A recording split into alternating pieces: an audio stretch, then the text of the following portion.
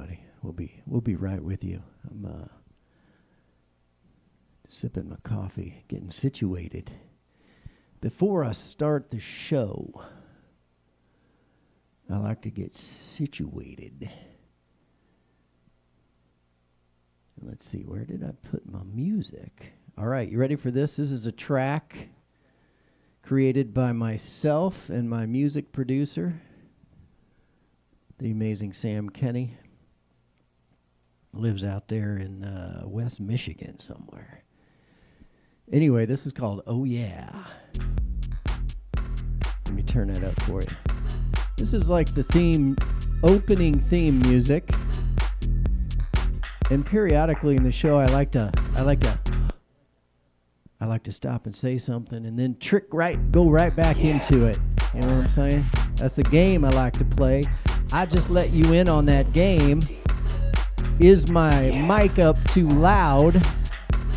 It looks good. I'm not just the talent, people. I'm also working the board and drinking the coffee. Oh yeah. Oh yeah. Oh yeah. Brother Seamus Show. Oh yeah. Yeah. Ride a little slower. Rider makes it go slower. Low rider. I wish I remembered the other lyrics to the song. Low rider goes a little slower. Brother Seamus. Oh yeah. Oh yeah. Oh. Well, what are we going to do today? We got a couple things to do. We got to talk about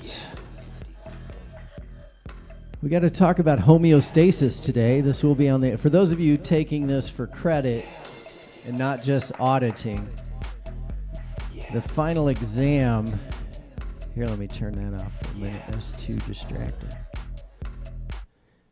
So the final exam, we will cover the topic of homeostasis.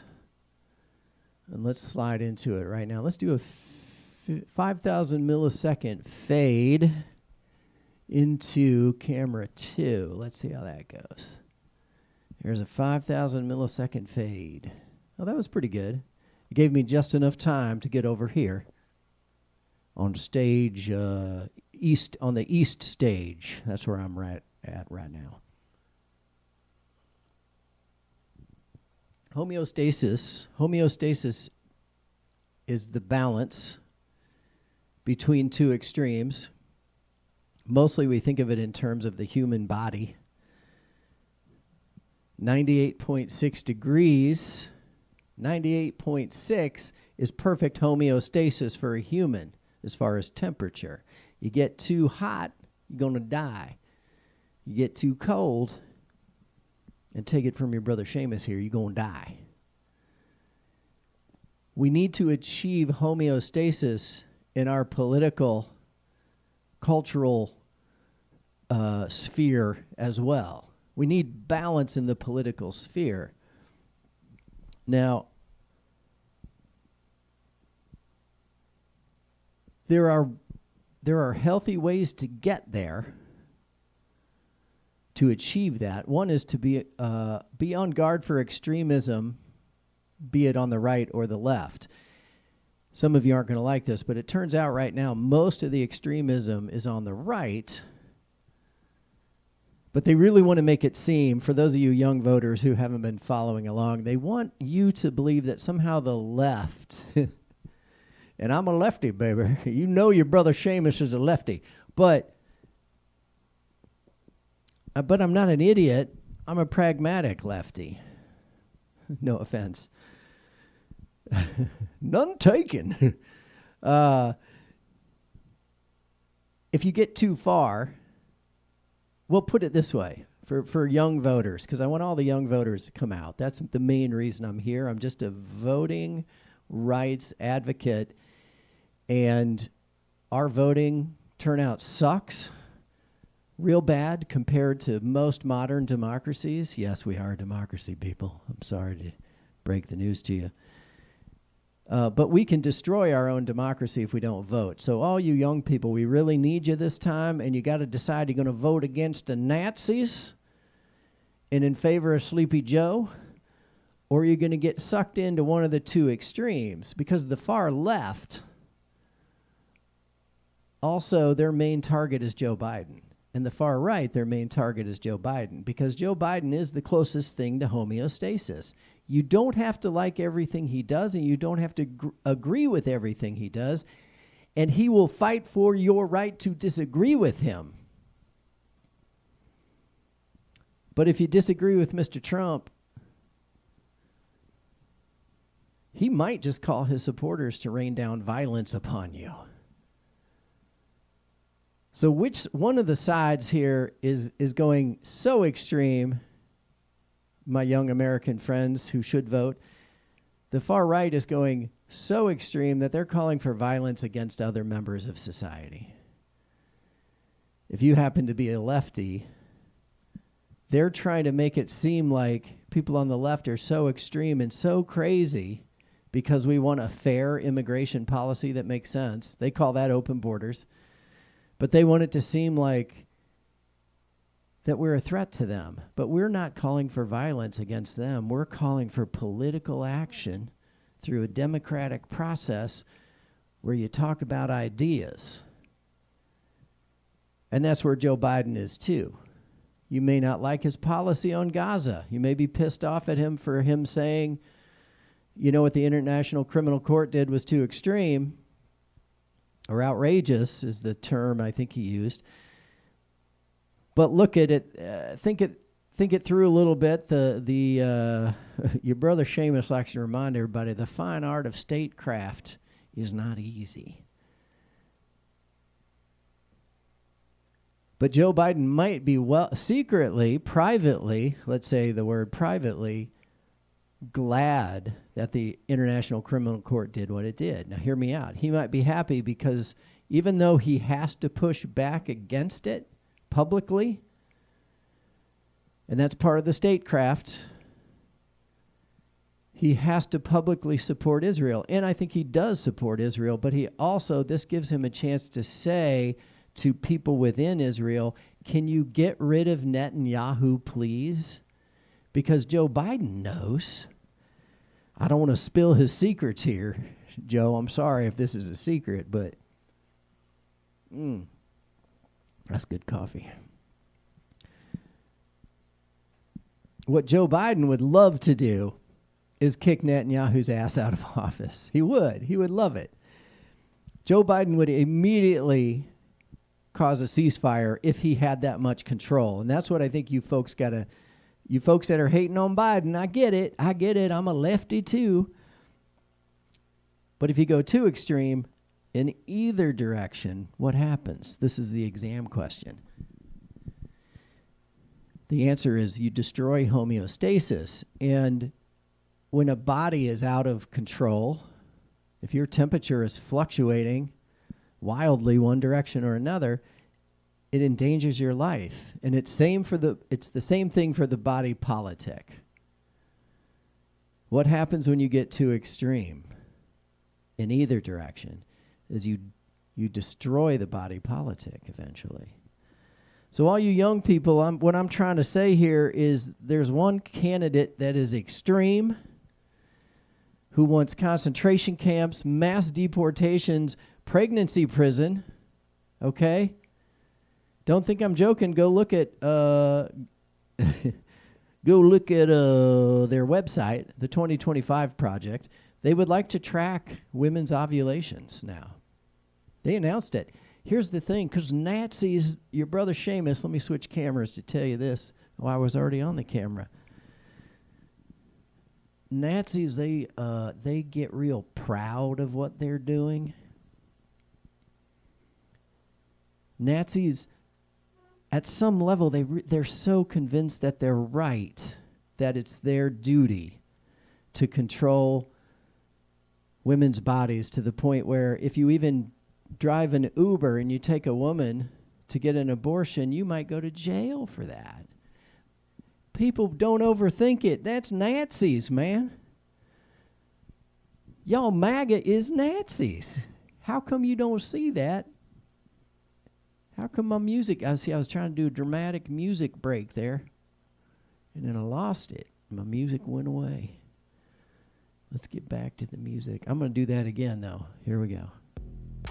Let's get the volume just right. I'm going to take 2 on that. If you're up in the control room, Bill, are you in the control room? Can you cut and paste and move that clip? Let's try it one more time. We can get this a little bit louder. This is a track, Oh Yeah, by yours truly and my music producer, made specially for you. Let me get a little echo. Too much echo? Yeah. No echo. Too much echo? No echo. Here we go. So don't overthink it. This is your brother Seamus trying to remind you that MAGA, hey, listen up. MAGA is Nazis. Don't overthink it.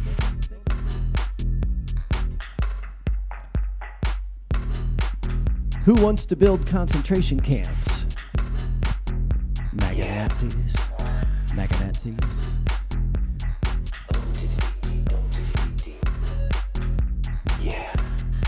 And let me make another quick point for you young voters. I think I'm just mainly talking to the Gen Zs and the millennials.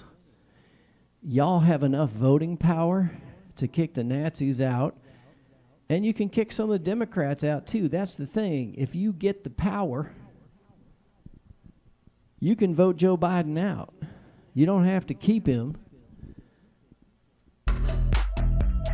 But I would argue he's the right man for this moment, people. He's the right man, I believe. You can call me crazy if you want. He's the right man for the moment.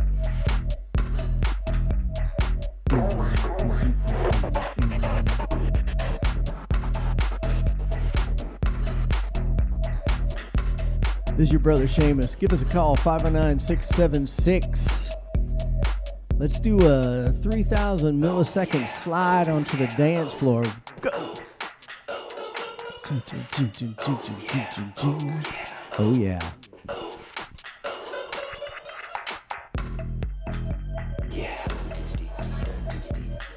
This is the Brother Seamus Show. I am your brother Seamus. I've been a psychologist for nigh on 30 years now. That doesn't mean I know everything, but it means I might know a few things. Any extremist form of government can destroy us. Doesn't matter if it's left or right. Extremism loves chaos. Extremism loves chaos. That's why the message from the right now, the message from the MAGA Nazis is that you should hate people on the left. Like you should hate them like they're the worst people. Like we're the worst people ever. And we're trying to take your rights away. But here's the thing. Never once on the left. Don't overthink it, all right? Just stay calm. Think about this. Never once in my lifetime has anyone sponsored a bill to get rid of the Second Amendment. Never once has that happened. Never once has anybody on the left ever sponsored a bill to force anyone to get an abortion. It's never happened. Never once in my lifetime, has anyone on the left, the political left, never has anyone sponsored a bill that said the border should be open. Just throw open the door there at the border. It's never happened. But yet, if you're captured on the right now, what you're being told is that we are such fearsome enemies on the left.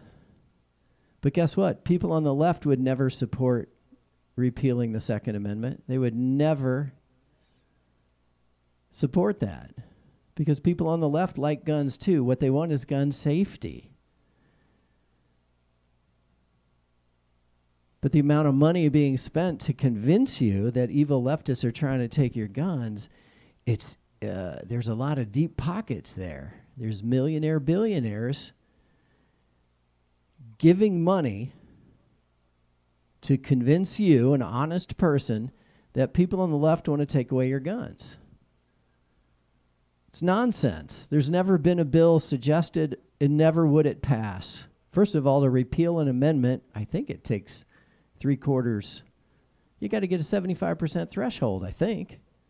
Somebody check my math on that. Sometimes Brother Seamus a little fuzzy with the details, you know what I'm saying?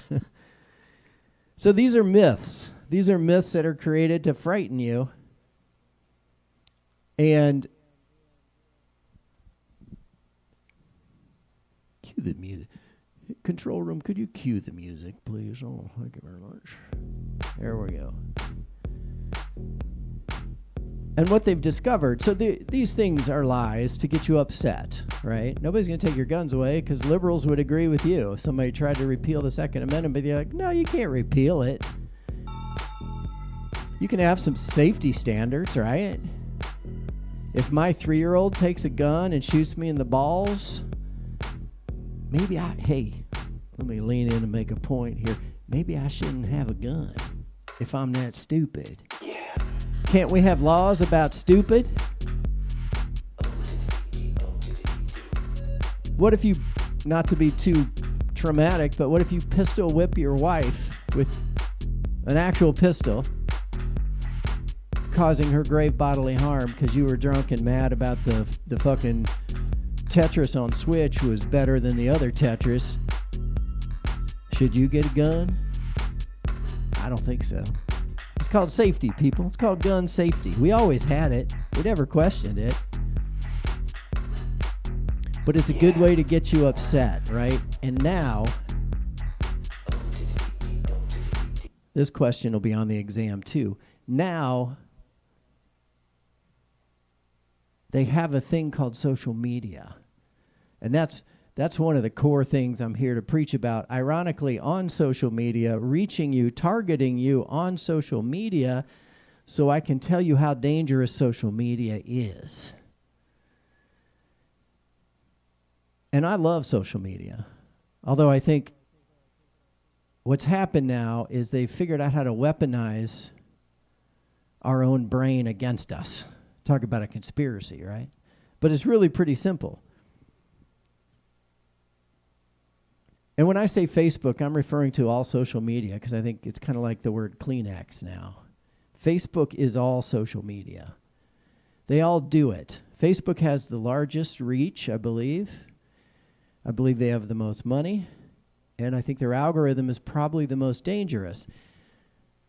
So 2 things. One, keep in your mind, while I'm explaining this, they know how to operate the system so that social media is safer. They proved it. They did it, I think, for like a week after the January 6th assault on the Capitol. They changed their algorithm. That's how we used to say it down there in Grandview, Missouri. I tell you what, whoo! They changed the algorithm. And made it safer for a minute. Then they turned it back on because without the algorithm, which just tracks you and follows your preferences and figures out what you like and what you don't like, without that, they can't keep you engaged. And the way they keep you engaged is by enraging you. And how do you enrage someone? Well, it's best, I think, if you scare them. That's your most effective route in the amygdala, right? They go into your amygdala, which is a little part of your brain that senses a threat, and they say things like, oh, there's an invasion happening, and you should be very afraid. That also keeps you on social media. People refer to it as it's sticky. It captures your attention. It holds you. Well, what Facebook figured out is that people being upset, either scared and or angry, because they start to go together. If you're really scared that an invasion is happening, you eventually will get into an attack mode, probably. At the very least, you're going to be in a constant mode of trying to flee, and it's a terribly uncomfortable feeling. And the manipulators know, the predators know, that the more upset you get, the more likely you are to do some physical harm, and that's kind of what they want. So for you young voters, what I want you to realize is the ability to manipulate voters through Facebook algorithms has never been this powerful. There's always been the ability to trick people and to use disinformation. It's always been there, but it's never been targeted by an algorithm that works. These algorithms, they all have their own, right? Facebook has their own. Google has their own. Yes, I know I'm talking to you on Facebook or social media. Of course I am. How else am I going to reach you? And what I'm saying to you is you're getting played, you're getting punked, you're getting fucked with. And as a psychologist for 30 years, it's as obvious to me as if a plumber walked into your house and you had water squirting up out of your faucet. The plumber you wouldn't have to be a plumber really to look at it and say, you got a serious problem here. I'm telling you, as a psychologist, we got a serious problem here. And the result will be violence. I think everybody's like, whoa, blah, blah, blah. No, there's going to be, people are going to kill more people. And if the neo-Nazis get their wish, and they'll tell you this, they're proud of this, they will start some kind of race war or a civil war because they know the best way to get things done for them, for Nazis, is to burn it all down. Because in the chaos, the sociopaths will have a much better chance to grab some power. And if we go into that, it's kind of like your body going septic. Like there's a very high probability that the body politic is not going to survive. Now, some of you, I know, some of you don't want it to survive. But guess what? I'm on Joe Biden's team. I'm on the team that wants democracy to survive. That's all I'm saying. Hey, that's all I'm saying. I'm saying two things: MAGA's Nazis, and I would like democracy to survive. And I think most of you would like it to survive. It's not as complicated as it seems. One side wants to track your periods so they know when you might be pregnant, and if your neighbor calls it in, your neighbor gets a reward. You have to flee to get reproductive health care. The millennials and the Gen Zs that are voting now can tip this. We can go all the way. And guess what? You can get rid of Joe Biden if you want. Joe Biden's trying to get you to a place where you don't lose everything. He's trying to give us a toehold in democracy. I think it's hard to think about that because we never had to think about that, and I think people in my generation were probably we were probably the laziest generation ever in terms of democracy, because we were like, that democracy is all sewn up, man. And let's not even say democracy, let's say self-governance. Or that right-wing organized criminal figures will take over our government. I think we just assumed democracy would maintain itself. But there's no guarantee. There never was. And if y'all don't turn out to vote, they're gonna walk away with it. And don't think they won't come for gay rights. Don't think they won't go after certain religions.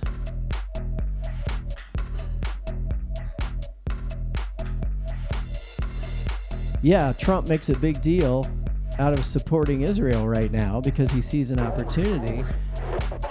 But what would that government, what would that kind of government do to Muslims? What would that government do to people who look different and sound different and practice Hinduism, Buddhism? Hell, they might even go after atheists.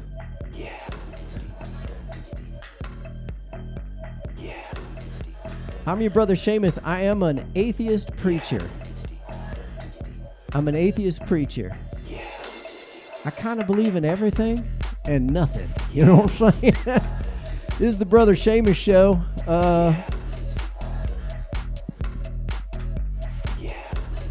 Let me do a slide.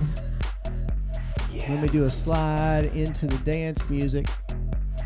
Let's see, what are we going to do? We're going to do a 3-second slide here, people. Here we go. 1, 2, 1, 2, 3, 4. No. Oh, I see. It's not looping. Well, geez. Where was my head at? Can we put on a looper just on one track, please? There, yep. Got it. Thanks. Thanks, Jim. Over. Let's take a look outside. We're coming at you live here in Walla Walla, Washington. We're coming at you live. This is a call-in show, although, you know what? I don't know if I had the... Make sure the phone lines are open. I think they're always open.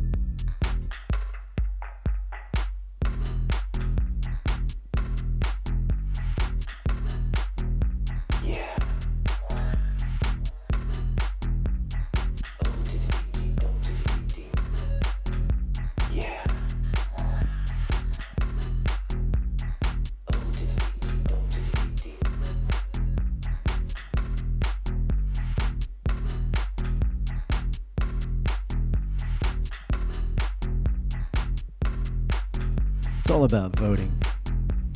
That's really all I'm trying to say. It's all about voting. Do you want self-governance? Or do you want a man who would like to do mass deportations and lock people up in concentration camps?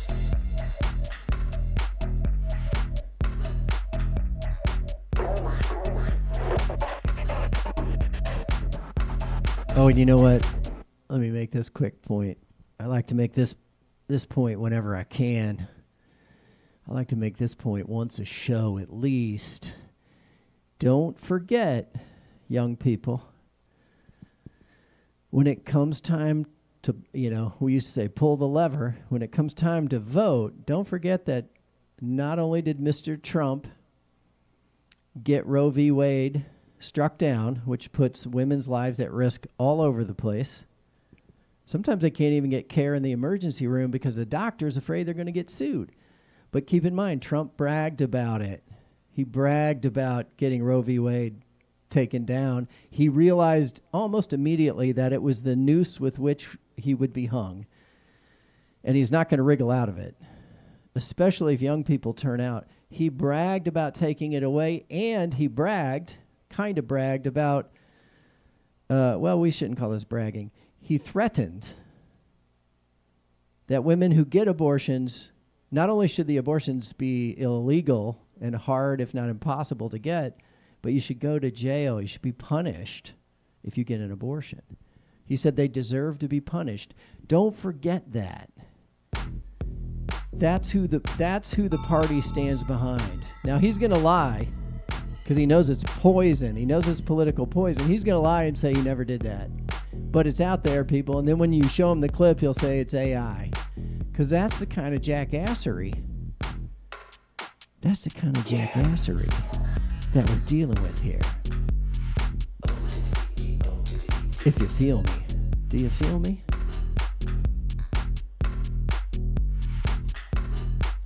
It's your brother Seamus.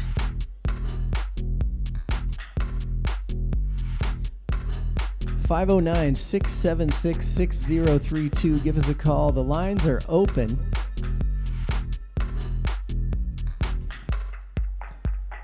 I'm going to go ahead and put the phone number up.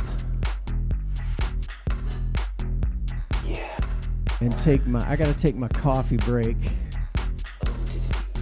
and see if the guy's going to come and mow my grass or what.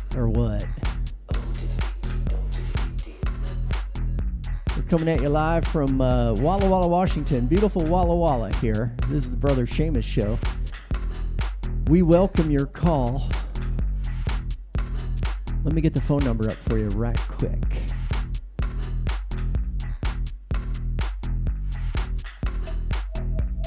Let me get the phone number. Oh, yeah.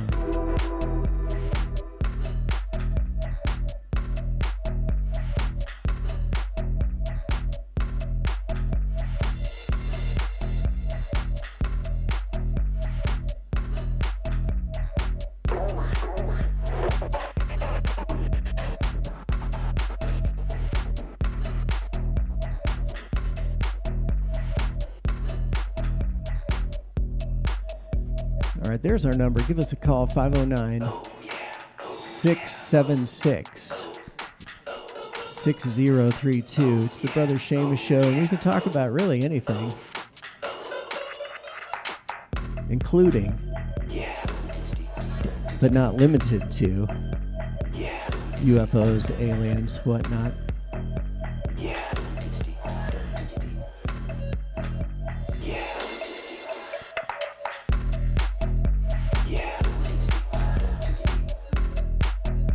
Oh, and one last point I forgot to say about, this will be on the exam too. Mr. Trump has promised, Mr. Trump has promised to absolutely rape the environment, mostly through expanded drilling and processing of fossil fuels, natural gas, and oil specifically. He's also promising billionaires, if they help him get elected, billionaire fossil fuel people, that of course, if they help him get elected by giving him a bunch of money, he'll help them out by drilling for oil. So if you want more hey, and I got some bad, I should probably go to the other camera for this. I forgot about this. I'm afraid I've got some bad news for y'all. So this is meant to inspire the young voters, but it may just horrify them. There's a very real chance. Let me turn the music down a little, but not too much because I like it. Hey, y'all. There's a very real chance. There's a very real chance that we already went too far. I don't want to cause a panic, but we may have poisoned our air and our water so thoroughly. Some on purpose, some by accident, some because we had we're all guilty. If you're over the age of 10, you're probably partly guilty. We may have already destroyed ourselves. It's not clear. A lot of people would say that's hyperbolic, and maybe it is. But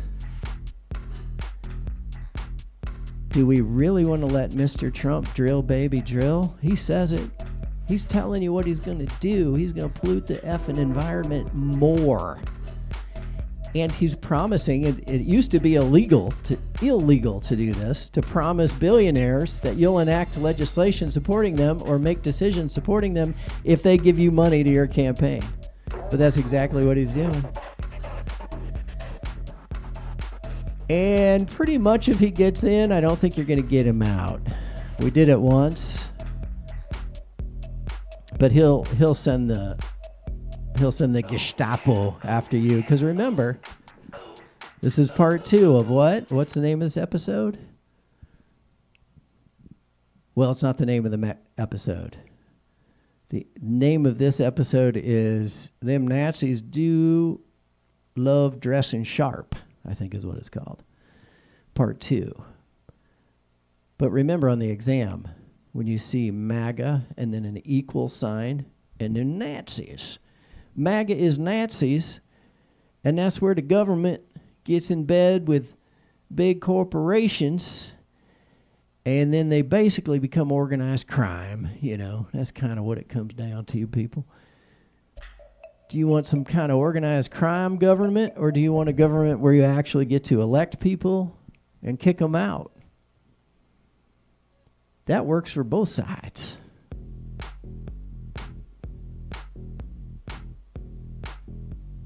This is the Brother Seamus Show. Go.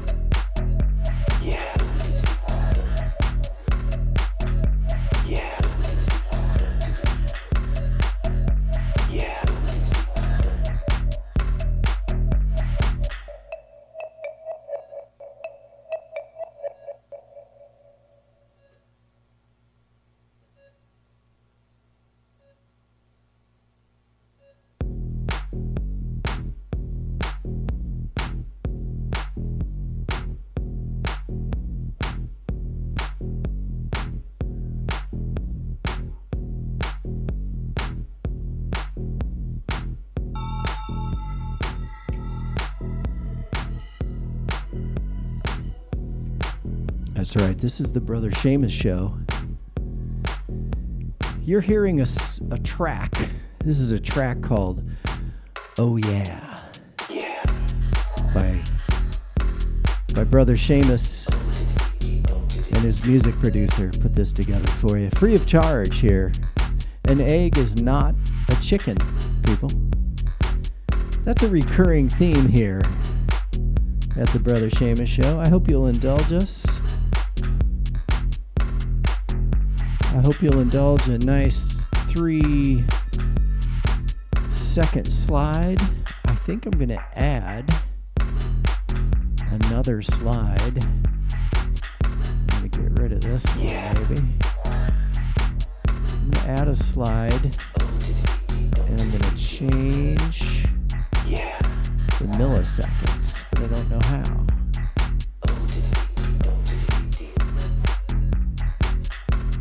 Oh, there they are. There goes my coffee. I hope. Sometimes I put my coffee down and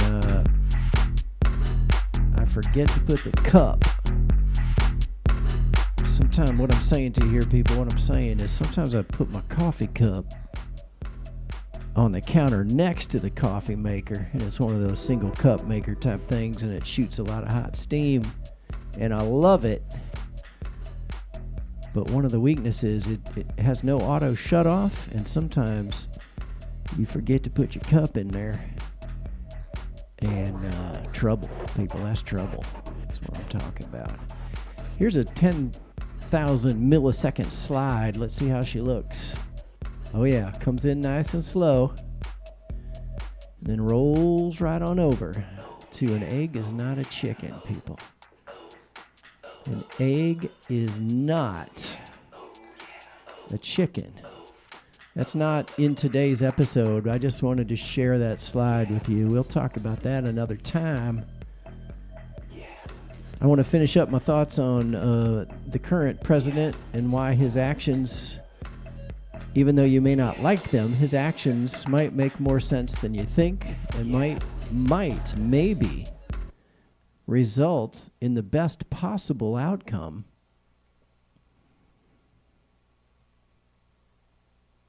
But it's a moderate path. It's not a path that a lot of people on the far left agree with.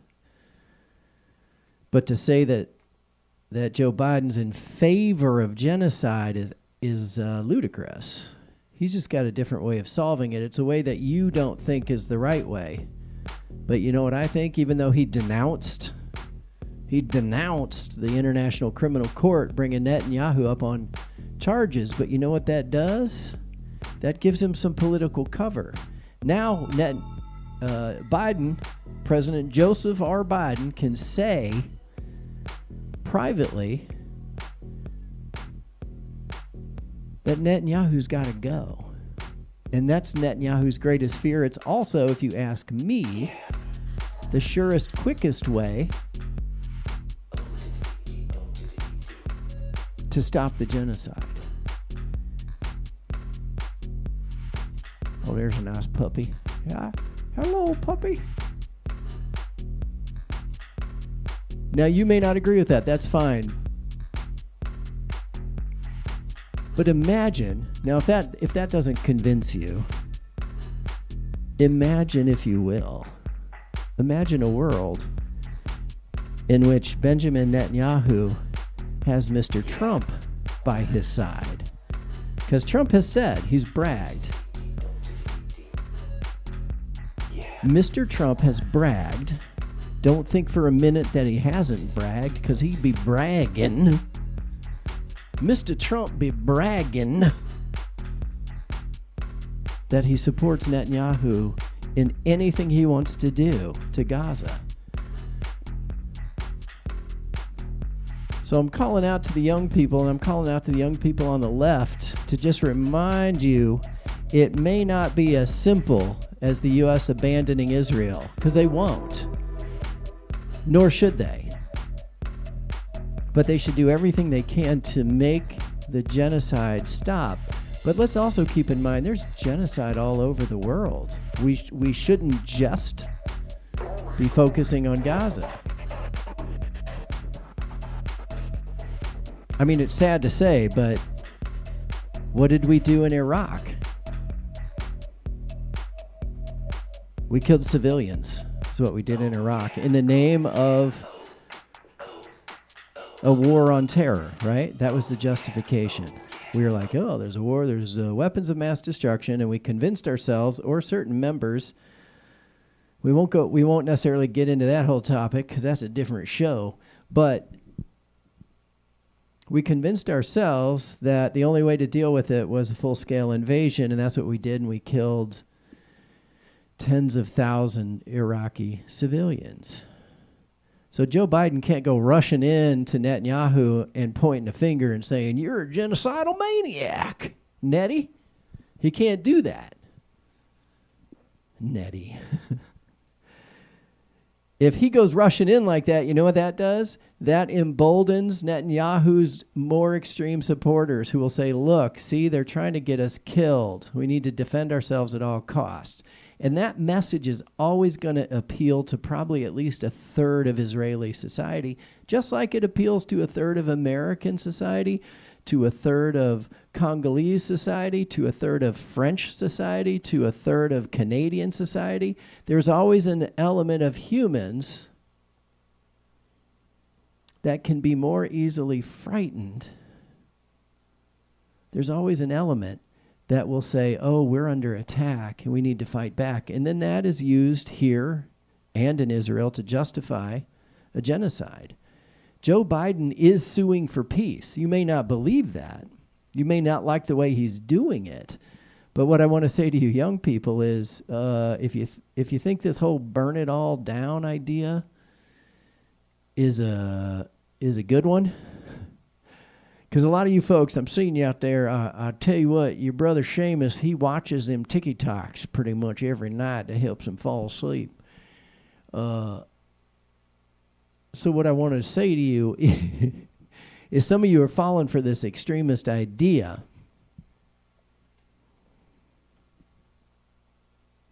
that the U.S. will turn on Israel in some form. And that, A, that's just not going to happen. B, it's not good statecraft. Like I said in the earlier portion of this program, it's just not good statecraft. I'll be right back.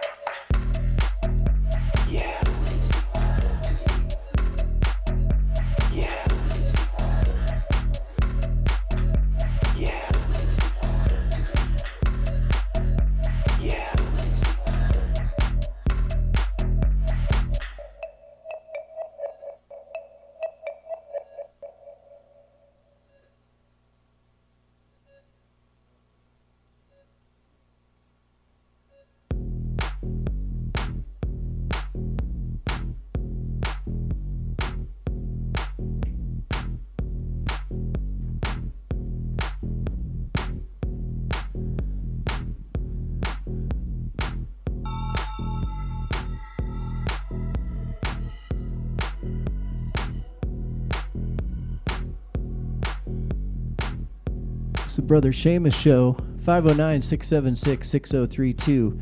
I'm your brother Seamus, and I'm gonna change my sunglasses now because I want to see what looks cool.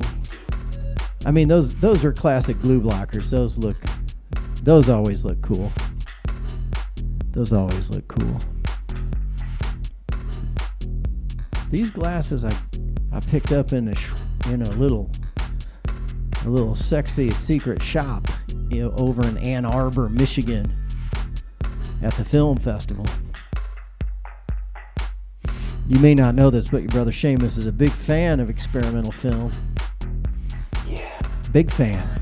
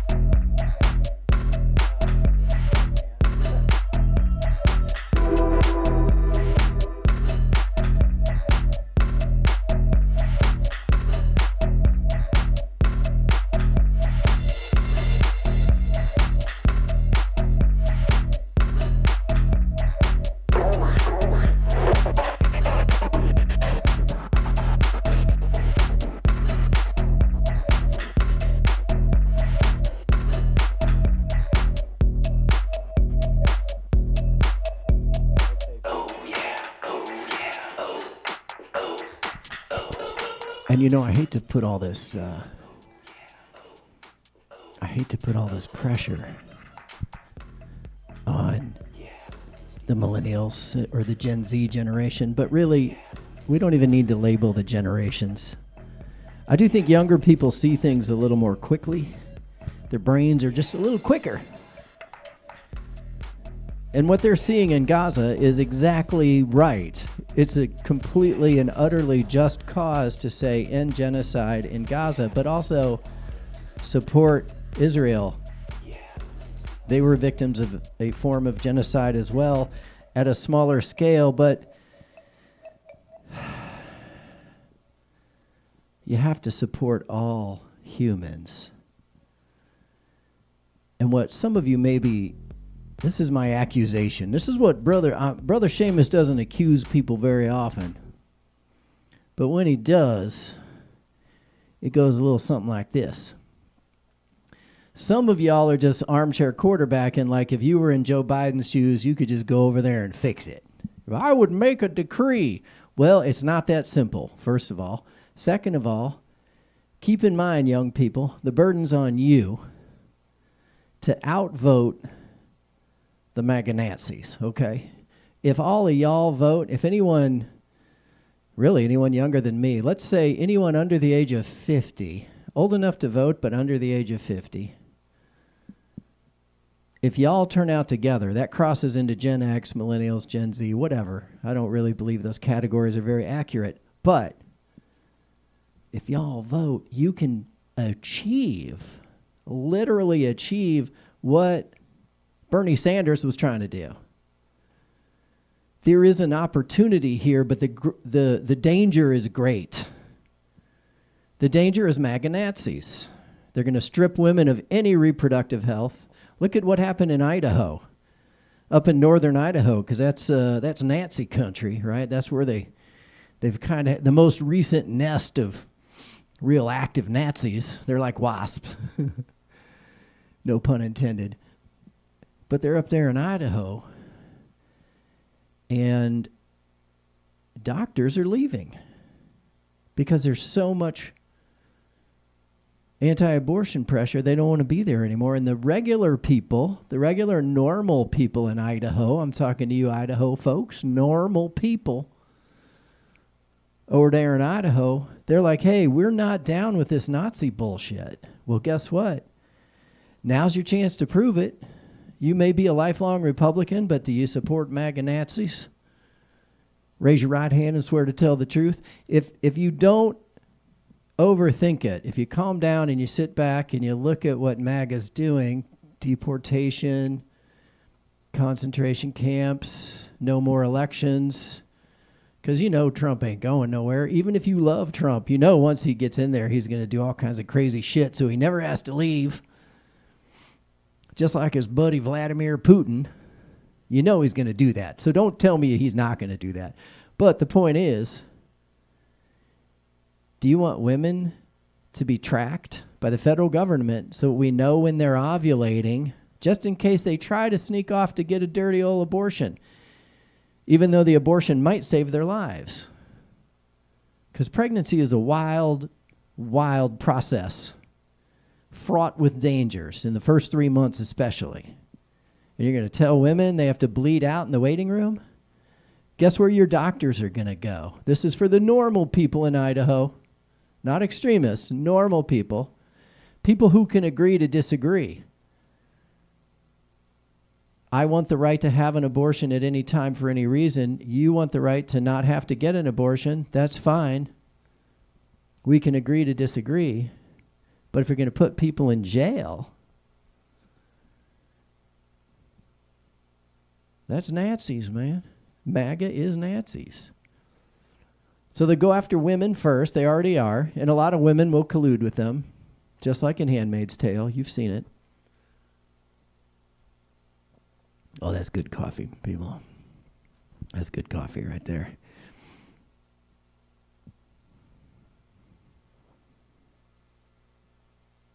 So don't vote for MAGA Nazis. Don't vote for mass deportations. Vote for sensible, you know what we all want? Sensible, safe immigration policy. How about a guest worker program like we used to have in the 80s? And that was under Ronald Reagan even.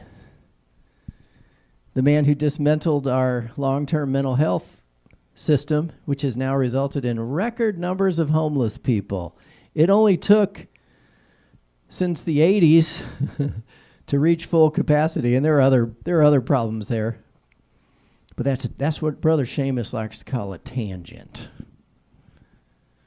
I get pulled into tangents once in a while. Don't get mad at me. Just tell me to have another sip of coffee, and I'll say thank you very much. So young people, this is your election. This is kind of my joke. I try to do a little comedy. It's like, I know some of y'all just turned 18, right? And you're ready to vote. And you should vote. But by the way, if you don't turn out in massive numbers, we have to vote like we're in Sweden. We have to vote like we're in any number of Western European countries where they routinely get in the high 80, 90% voter turnout range. You know what our best one ever was, like 70%.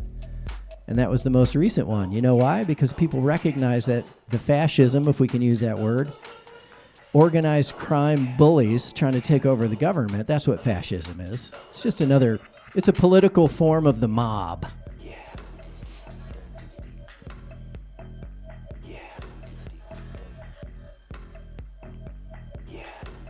Not to put pressure on you if you're an 18-year-old new voter.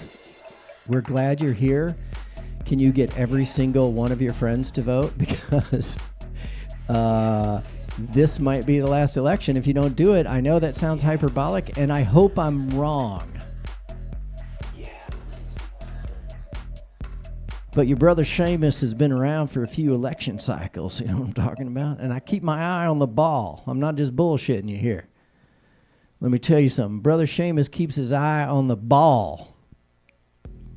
You may not agree with me. You may not think my sunglasses are sexy as hell. Of course, we both know you're wrong about that. You know what I'm saying? So young people, if you don't turn out and vote in record numbers, I think if we hit 80% even, if you're a statistician, run the math on this. But if 80% of the voting age population turns out and votes, the Trump MAGA Nazis will end up with, at most, especially considering the Nikki Haley effect, he might get 35-40% of that, which is too high. But that's only because a lot of people still haven't quite realized what the con is. And I want to reassure people that see Trump as a terrible threat, and he is. He represents he represents a force of stochastic terrorism. That's us committing violence against each other. That's what Trump represents. He's a very significant threat. But I can imagine coming into this election thinking, oh, do I have to save the world? And the answer is kind of yes. Young people, we need you to save the world. But if you hit 80%, young people, if you drive our numbers, I think with Biden and Trump in the last one, the turnout was at 70% or maybe 71%, and that's the best we've ever done. Let me pause the music for this part. This is for the young people. The last election, record numbers of people turned out. It was the highest turnout ever in the history of our country. It was the highest turnout ever. And we need to do it again, but 70% is not enough. I know I sound like a psychotic sales manager. We need more. But we do. We need to hit 80%. Here's the good news, bad news, right? It's hard to do that. It's hard to get people motivated because they think voting sucks. And I used to think the same thing. But I'm here to tell you, unless you want to watch women go to jail for being pregnant, you might want to turn out and vote. At least that's what your brother Seamus says. You don't have to listen to me. Don't take your advice from some bald dude on social media, man.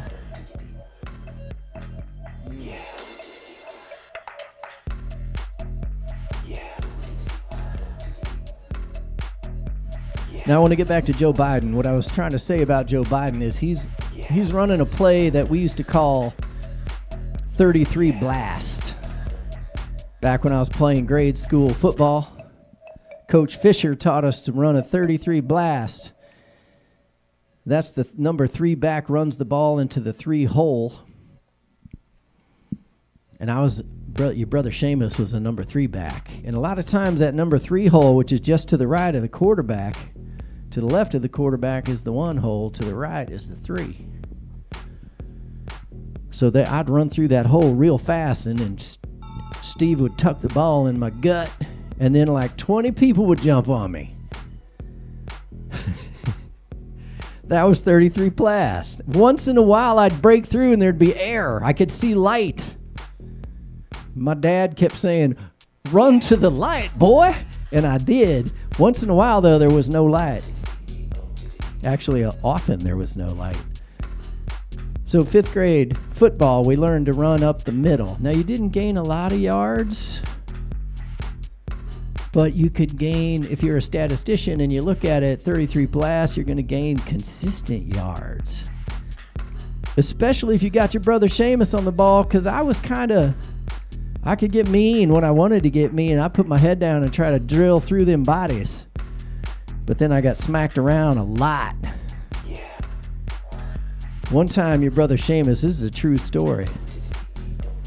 I paused the music to emphasize the truthiness of this story. I do love truthiness.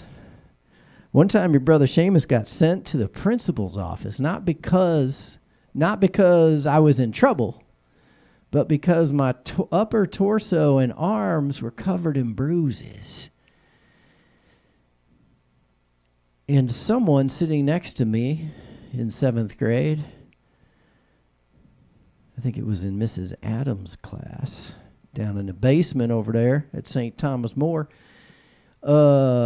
she said, "What's that on your arm?" She saw a bruise peeking out from under my light blue Catholic uniform school shirt. And I said, "Oh, that's a bruise." And I showed her, I pulled up my sleeve and I showed her my bruise, and she was like, "Gross." And I was like, "Oh, I got them all over my body." And she was a very skeptical human, if I recall. I don't remember who it was. And she said, "You do not. You're lying. You just got a bruise on your arm and it's gross, but that's it." And I was like, "No, I got them on my stomach too." And then I quick lifted up just to expose my belly. I didn't show my tabbies, you know what I'm saying? I keep it clean. I was in 7th grade now. Come on. And I didn't realize how dark the bruises had gotten. And it's where this one particular kid kept tackling me, and he'd ram his head into my stomach and my sides. So it was like these helmet bruises. They were nice and round. And I showed her that, and she freaked out. I don't remember what happened after that. But I got in trouble, sort of, because she like screamed or said, "Oh my God," and then she might have even called the teacher, because I was way in the back. That's how Brother Seamus does it, you know. Gets in the back there so we can catch him some Z's. So anyway, the teacher came back and said, "Lift up your shirt, mister," or some version of that. And I said, "Okay," and I did. And there were even more bruises. And then she said, "Turn around," and this is all in front of a class of like 37th graders, mind you. Now, I was looking pretty good then. It was a good year. I was running the 33 Blast. I think it was 7th grade. Might have been 5th grade, might have been 8th grade. It was one of them grades. I didn't know yet. I think I was young enough to not really like girls yet, but I knew there was something. There was something about those girls that I liked. Didn't know what it was. I was too young. So Mrs. Adams said, "Get to the office. Mr. Waris is going to deal with you." And that usually meant serious corporal punishment is what that meant. But I kind of knew I hadn't done anything wrong, except your brother Seamus was running the 33 blast, and he was gaining some yards. And then what we figured out was the guy that was spearing me with his helmet, he was a big kid too, man. He was always lurking. He figured out our 33 blast. He plugged that hole like 20 times. And then we faked him out. I pretended to get the ball. And then Steve pitched it out to TJ, coach's kid, Tim. He'd run it in for a touchdown around the right side. Right sweep. Fake 33 blast right sweep. They never saw it coming. I think Tim scored at least two, maybe 3 touchdowns. And it was a tough game. There was no scoring. Both defenses were incredible.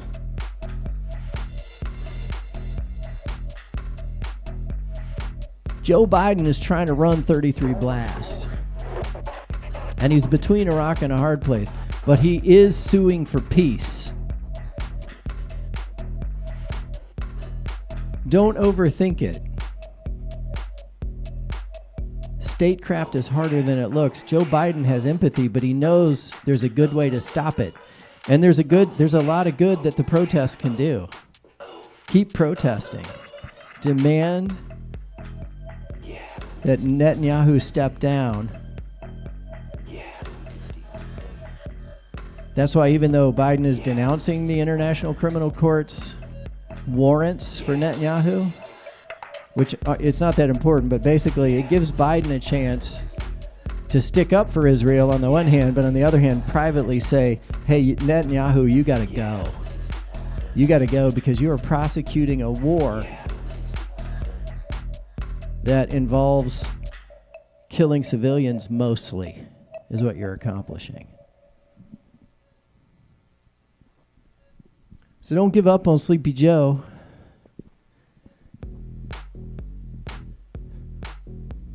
And if Trump gets in there, I think you know. If Mr. Trump gets in there, they'll probably just completely take over Gaza.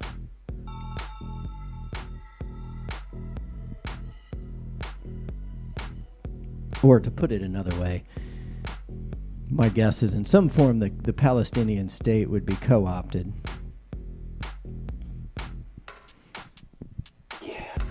So those are your choices, people. You got Uncle Sleepy Joe, who's a moderate. He's trying to run the ball up the middle, so the far left is pissed off at him. The far right doesn't like him either, because he's not helping Netanyahu bomb innocent Palestinians. He is trying to stop Netanyahu, but you know what Joe knows that some of y'all don't know? This here, I was going to pick on you a little while ago and I forgot. Here's what Uncle Joe knows that y'all don't know. Statecraft is hard, number one. Number two, if he goes charging in calling Netanyahu a genocidal maniac, which he might privately believe, that will strengthen Netanyahu's hand.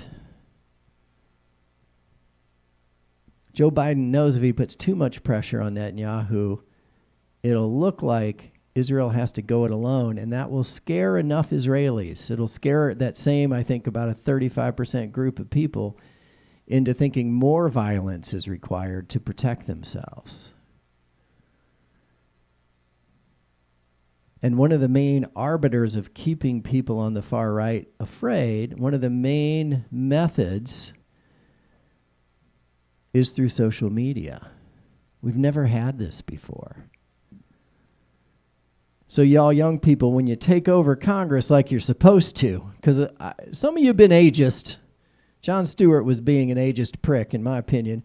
But setting aside ageism, we should have an infusion of young people. Where are you at? I talked to one young guy, and I totally get it. But I was like, hey, can I get you registered to vote? And he was like, no, man. Let me switch cameras for this character. He was like, no, man, I don't vote, man. Yeah, it was more of a cool guy. more of a cool guy kind of voice. I was like, hey, do you want to vote? I can get you registered to vote. And he was like, no, bro. He was all like, bro, I don't vote, man. Dude, I don't vote, bro. What are you talking about, man? Voting doesn't matter. It's a scam. It's like, no, I know it looks like a scam and it doesn't seem like you're doing anything, but do you realize you could actually achieve the goals and visions of Bernie Sanders, including universal health care, including free state college, but we'd have to tax the billionaires, and they don't fucking like that shit, man. So the billionaires, they get over there on the Supreme Court and they capture a couple Supreme Court justices, and the next thing you know, it's somehow legal for Donald Trump to solicit billionaire fossil fuel corporations. They might even be valued in the trillions, depending on how you slice that cake. But he can say to them, hey, if you give me money in my account, and I'll win the presidency, and I'll make sure we drill for oil forever. I think it is technically illegal what Mr. Trump is doing, but we've watered down the laws so much. Citizens United, right? It's here. It's been here all along. But now what Citizen United looks like is, oh, I want the Nazi president. I want the Fourth Reich president, Herr Donald, right? That's what Citizens United did to us. But guess what, young people? You can get rid of it. You can put the lid on that. You can shit can Citizens United and make sure billionaires got to pay their taxes more than anyone else because they have more than anyone else. Nothing against rich people. Hey, some of my best pals are rich.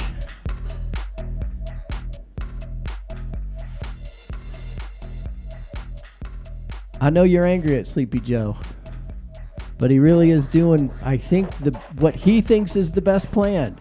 Some of y'all might have better plans. I'm not saying you couldn't have better plans. I'm saying, let's hear them. Let's hear your plans. Number one, 509-676-6032. How would you create the Pal-Israel state? The Palestinian Israel, I would think of it as a commonwealth that spans a little bit of territory on both countries, a buffer zone, if you will. It doesn't have to be that big. I'm just speculating here, people. I don't do statecraft either. I'm a psychologist. I'm your friendly neighborhood psychologist. But I can tell you what people want and need is pretty much the same across every culture, every religion, every flavor of skin. By the way, this black and white thing,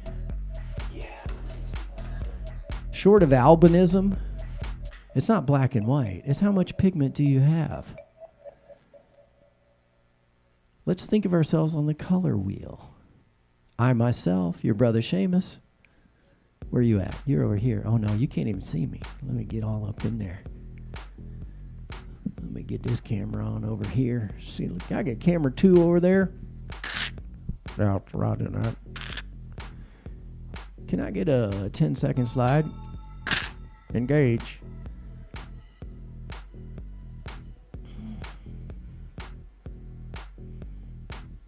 I forgot what I was going to say.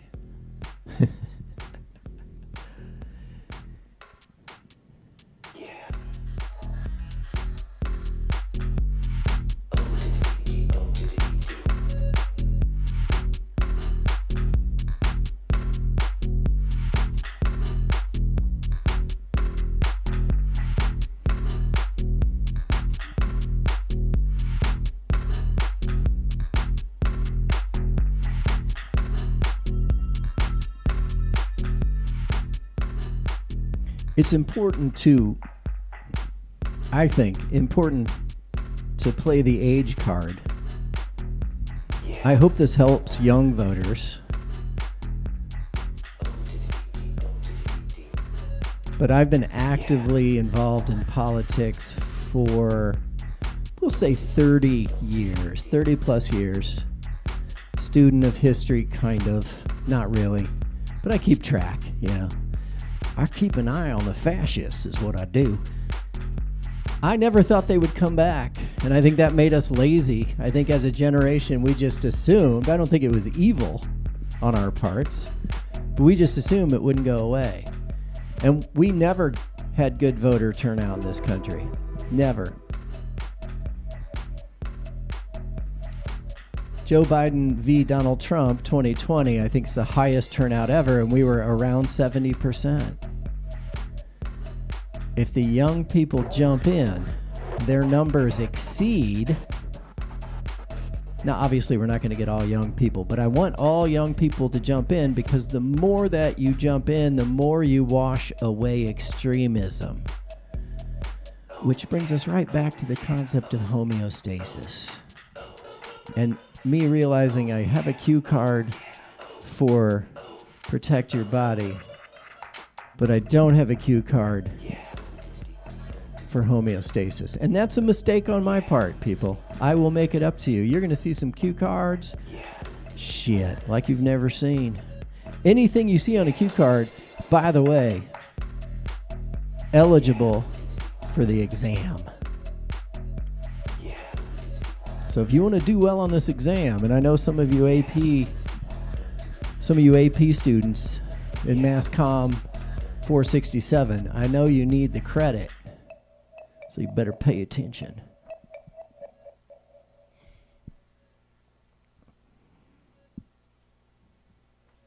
So you may not like Joe. You may be armchair quarterbacking Joe. But look into your heart and you will know. I'm not doing rhymes on purpose. Look into your heart and you will know. Joe is suing for peace. He's just not taking the route that you like. And that's okay. We can do better. We could have done better by not invading Iraq, but we invaded Iraq. We invaded Vietnam. We invaded all over the place. It's not smart. It was dumb policy then, and it's dumb policy now. And Joe Biden knows that.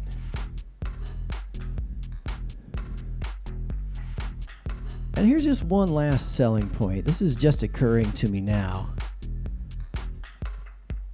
For you young people, I think you might find it especially encouraging if Joe Biden wins the 2024 election, and then around about 2026, here, let me turn this down.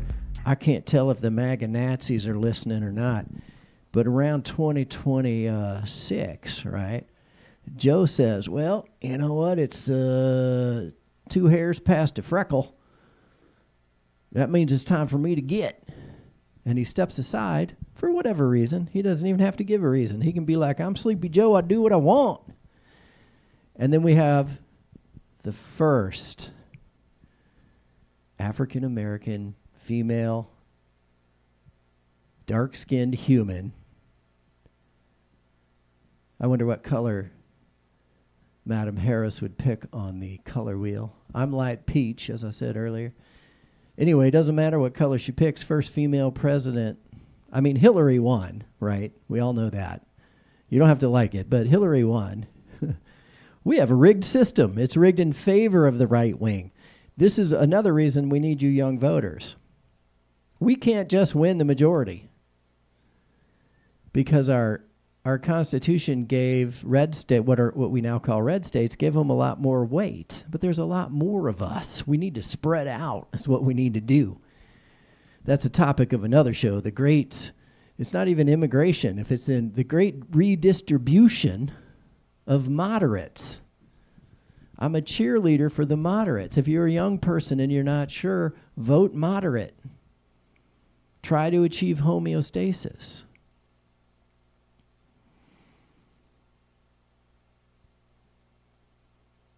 Mr. Trump's MAGA Nazi party is all about extremism. It's all about extremism. The most radical thing that people on the left are saying is maybe healthcare should be free or built into our taxes. Not free, it won't be free, but it could be a lot safer and more accessible than it is right now. And it doesn't mean the end of private insurance, but don't get me started. Do you want to achieve a fair and equitable society? Now, you may not agree with everything Bernie Sanders said, but in general, if anyone, let's say 40 and under, if y'all turn out in record numbers, get us up to 80%, shit, you'll be running the table. You could have universal health care overnight. Yeah. Or you could phase it in over 10 years to let the economy absorb it. It doesn't matter. If you vote, it can happen. If you decide like this young man who said his vote didn't matter. Where'd he go? Let's bring him back. Let's bring that kid back. He was like, you guys, I don't vote. Oh, I remember what my point was going to be. So he belongs to the group, you guys, I don't vote, you guys. I don't know why he's saying you guys. He never said you guys. He was like, yeah, man. It was just me and him talking. And he was perfectly polite, young fella. Tall, handsome, dark-haired young man working in a restaurant. And he was like, Dad, I don't vote, dude. And I was like, okay. And I kind of, at the time, I didn't really try to talk him out of that because I didn't have a good, it's kind of a personal thing. If somebody says, look, I'm not voting, you got to respect that. Now, what I would say to him today is, can I try to talk you out of that opinion and I won't take more than 30 seconds? And he'd probably be like, no, man, I got to go back to work. Or he'd be okay and he'd listen and we'd talk.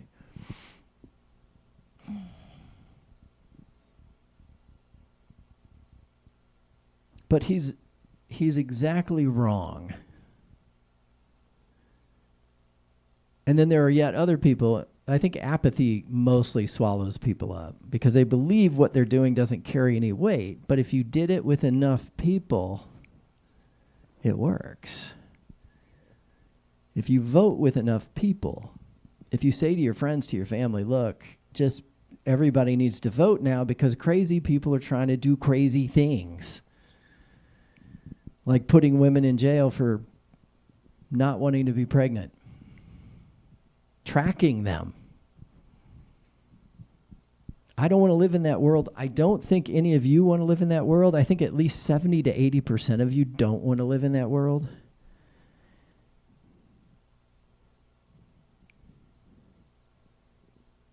And I blame social media because humans just weren't ready for it. We weren't ready for how predictive Mark Zuckerberg's algorithm was going to be and how successful bad actors would be at weaponizing that algorithm, and they're weaponizing it as we speak. I may be speaking to you because I weaponized it too. It's there for anyone to weaponize. But if you have billions of dollars and you want to influence an election, sure, you'll pay for a constant stream of ads that's saying an invasion is coming, right? An invasion. The invasion is coming, people. And it legitimately scares people. And when they're scared, they get in a defensive crouch, and then the aggression is not far behind. It's just human nature. What's not human nature is having an algorithm for sale to the highest bidder who's pushing false information that very likely, almost directly, will be linked to acts of violence and stochastic terrorism. It's a product that's being used against us, right? Facebook is a product that's out of control, and you and I gave them permission. The Gen Z are probably off the hook on this one. They were They weren't around when this legislation passed. I think it was 2005, maybe 2008. Basically, Section 230 kind of in layman's terms says you can't really hold Facebook accountable or any social media company accountable for what they spread around the world because they didn't create it. But they sure as fuck spread it around the world, didn't they? Aren't they involved now? Once you start spreading it around for money, aren't you involved now in the disinformation campaigns that lead to violent actions? Like those in Myanmar?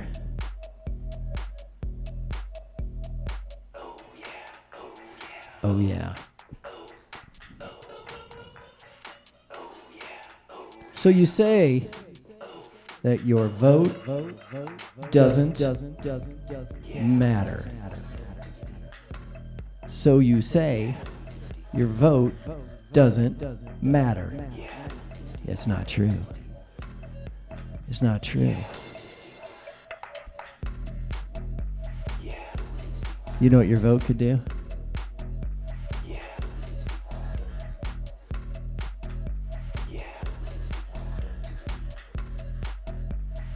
Your vote could literally change policy almost overnight. Because the numbers are there, people.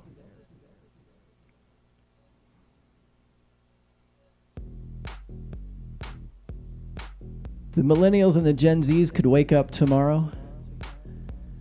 They could decide that they want universal health care, and they could decide they want universal pre-K. Free preschool with food assistance for every human in the United States, regardless. We should take care of our babies first, right? Keep them healthy. Doesn't matter where they are. Doesn't matter how they got here. Babies deserve to eat and be safe and be taken care of. You could make that happen, Gen Z, millennials. But if you get discouraged, if you buy into either being apathetic, like the young man who said, I won't vote, man. By the way, I did not talk him out of that. I didn't have time. I didn't have the wherewithal. I didn't have the presence of mind. I didn't have the coffee to hang in there. So now I'm saying to that young man, I'm sorry, but you're exactly wrong. And if you believe in, most recently, the most humanitarian politician who ever ran for office and who did really well was Bernie Sanders. Jimmy Carter was just as much of a humanitarian, but that's apples and oranges. That's as my dad would say, that's a horse of another color. But you could change that, young voters. And here's the thing. I'll let you in on a secret about Generation X. What we say about y'all behind your back is that you're... Hey, listen, don't tell anybody. Because the Gen Xers will have my ass for this. But what we say about you Gen Z people, you millennials, is that you're lazy. And that you're too sheltered. And it's our fault because we raised you like, oh, everything you need, honey. You can live at home until you're 40. So we say that about you behind your back, and we're just mostly joking. But, you know, kids stay home longer now. Of course, how are they going to buy a house? You got $400K laying around? Even their parents who have done pretty well can't foot the bill sometimes. So people are stuck at home. But young people, prove us wrong. We make fun of you for being too sheltered and kind of lazy, and you don't want to have a job, and you cry if you got to take the bus. Ooh. Man, and this is not exaggeration. I walked to kindergarten by myself through a field, through a senior high parking lot, and around back at Grandview Elementary, Grandview Mo. I was a redneck. I was proud of it. We had the first 7-Eleven in the neighborhood. I mean, it was a first for us. My point is, show up and bring our voter turnout to like 80%. Can you do that? If y'all can get us to 80%, I think your parents would agree. We'll get you a new Nintendo Switch. How about that? But you got to break 80%. Look at Norway, Sweden, the Netherlands. They all, if check my math on this. There's plenty of people that can check my math. I'm not going to do it because I'm lazy. Brother Seamus just likes to spout off. He's not doing all the dang research. Actually, I do research in my private time, but that's different. So if we can hit what West Europe is hitting, voter turnout-wise, you could run the table, people. I didn't think that was going to be my message today. I thought I was going to talk more about watch out for the MAGA Nazis because they're just Nazis dressed up as bankers because that's what they are. And they're dressed up as preachers this time. This time they really want to get women first, but then brown people, you're next. Gay people, well, they'll probably go for the gays and the brown people at the same time. Trans people, you're toast. They're going to just come after you with pitchforks. And I'm not trying to freak you out. I'm trying to get you to vote. I don't care if you're black, white, straight, or gay, trans. Doesn't matter. You got to vote. You got to unite, too. Black, white, brown, unite. That's the plan. That's the Brother Seamus plan. You crank up the turnout 80, 90%. You wash out the crazy. Ask any statistics professor, and he, she, they, them will tell you the bigger the turnout, the more accurate the representation.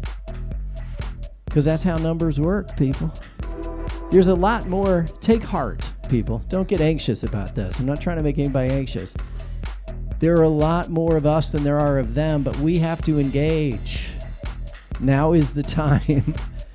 And I'm sorry if you just turned 18. To my nieces and nephews who just crossed into the voting age group, I'm sorry that you have to save the world, but you do. And then do your homework and go to bed. This is your Brother Seamus. Call me at 509-676-6032. I kid, people. I kid. Don't get too up in arms. I'm a champion of the moderate class. I'm a lefty. I'm a pretty hardcore lefty myself, but in terms of political health for the whole country, we need basically we need some moderation. The left is not going nearly as crazy as the right now, but you know what? That could change. It's human nature, right? Extremism hits us where we live, people like to say. So watch out for extremism. I know, yes, I'm not going to say it anymore. Let me show you this video, if I can find it.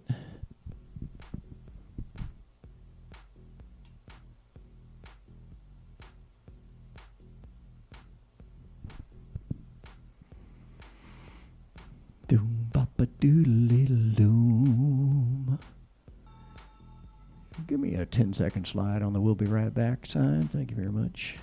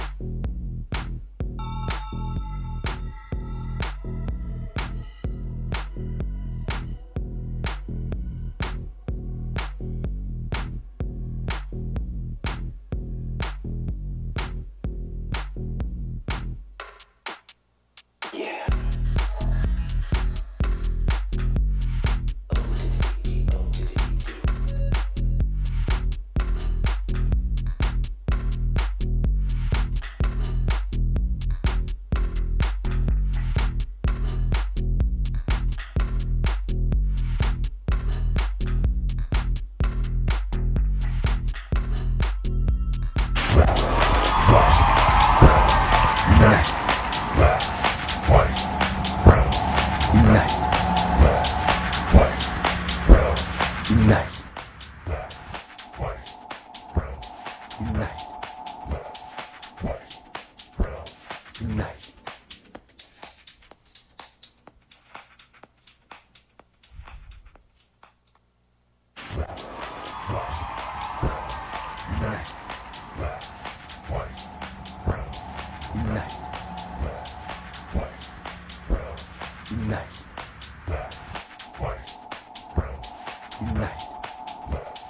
White, brown, unite.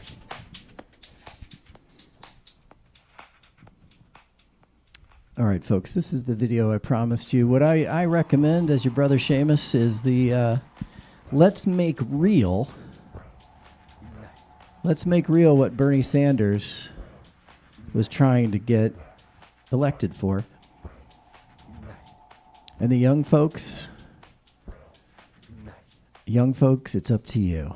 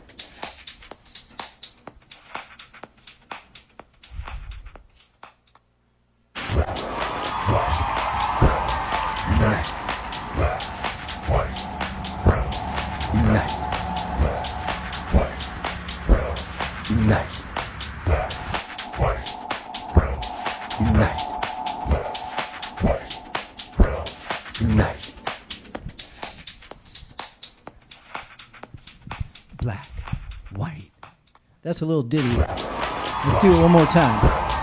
Black, white, brown, unite. Black, white, brown, unite. Black, white, brown, unite. Black, white, brown, unite. Black, white, brown, unite.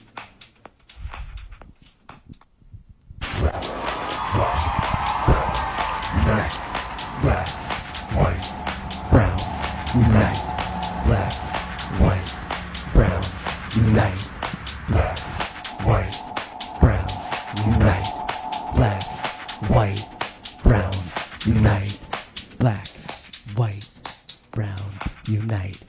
Black, white, brown, unite.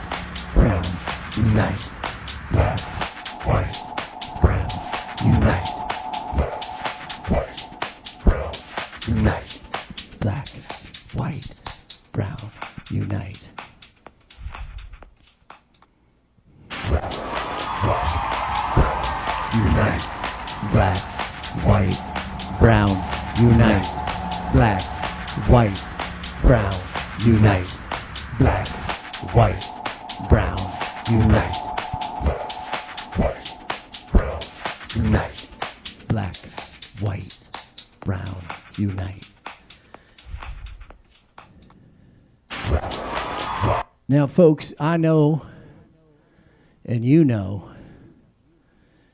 that that's going to rile up some people, right? That's going to get some people real upset. And what I want to say to you here today is I think we're moving into a new phase now where the millennials and the Gen Zers could push us into the next chapter of an actual post-racial society. And I think there's a lot to be hopeful about. But we don't want to assume that if you're unhappy with the pace of the moderate forward progress being made by Uncle Sleepy Joe Biden, if you're upset about that, please understand that the other option is terrible. And I know you're going to say we shouldn't have a two-party system, and that may be true. But that's not what I'm here to argue about with you today. What I am here to say is there's enough of you young people, right? There's enough of you young people that you could start rather quickly to take over the government. Legally, by voting and running for office and working at voting centers. Get public jobs. Help the public do better. Now, me, I'm too old. It's too late for me. You know what I'm saying? Your uncle, Brother Seamus, your uncle brother, he's real tired. You know what I'm saying? Sometimes when he gets tired, he talks about himself in third person.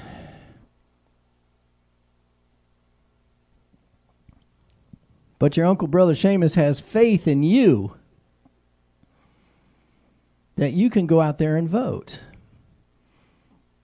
And one of the nice things that comes along with doing what young Bernie taught us is that we might actually flip into a truly post-racial society. Wouldn't that be frickin' amazing?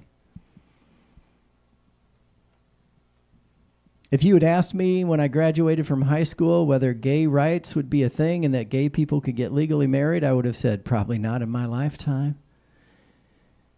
It always seems impossible until it happens. This is what these kids call manifesting, right? So what I'm suggesting is let's manifest together as a beehive of voters.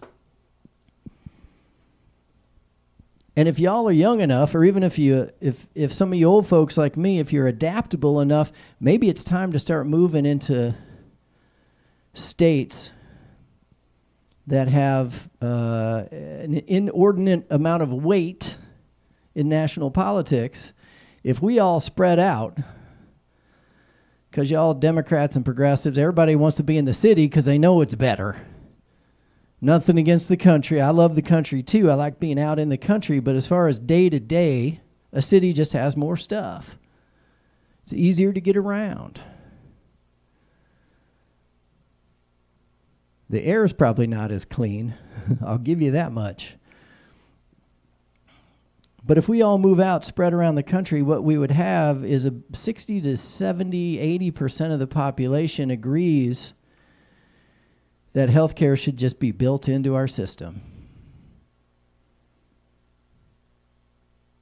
And all over Western Europe, dads and moms get paid leave. They work a shorter work week and they have higher wages. We could do the same thing, but the billionaires don't want you to, baby. There's one thing with Trump supporters that I agree with, and I try to point out. I have a lot of agreements with the ideas behind what you're doing, but I completely disagree with how you're approaching it, and I think you're going to make it worse. But what's behind some of the, they used to call it economic anxiety, and it's basically that wages have been suppressed for decades. A job that you, like a machinist, used to be able to make a living. You could pay for a house. God forbid, send your kids to college. And those wages have gone down and down and down. The cost of living continues to go up, and the amount of profits, as Bernie Sanders has explained all of this.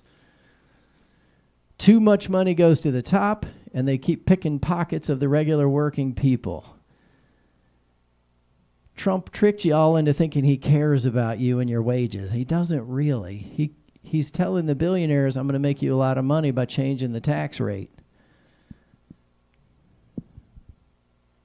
He promised jobs. They didn't really materialize. Some did, some didn't. The main problem with Mr. Trump is he's Nazis. MAGA is Nazis. He's pretty much telling us that's what he is. And there are certain billionaires who are like, oh, I like Nazis. I want to support the Nazi party with my money. Millennials and Gen Z, you could close the loophole. We'll call Citizens United a loophole. It's way more than that, of course. But let's call it a loophole where people get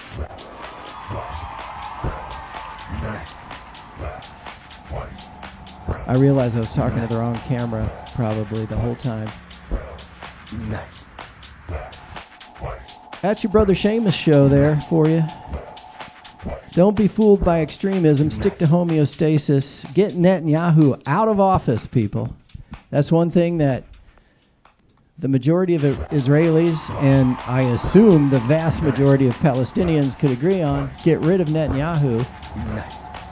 I think that's where Joe Biden is headed. I know a lot of you think I'm too moderate, but guess what? I'm a cheerleader for the moderates.